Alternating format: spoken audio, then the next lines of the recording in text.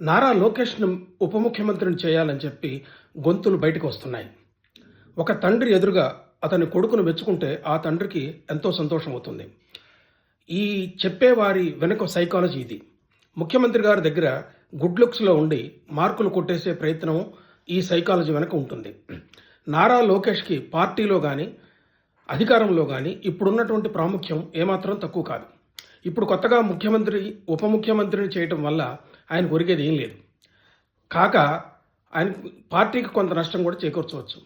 దీనివల్ల పవన్ కళ్యాణ్ ఉప ముఖ్యమంత్రిగా ఉన్న అతని ప్రాధాన్యాన్ని తగ్గించినట్లు అవుతుంది. దీనివల్ల జనసేన పార్టీ కార్యకర్తల నుంచి తెలుగుదేశం పార్టీకి నష్టం జరగవచ్చు.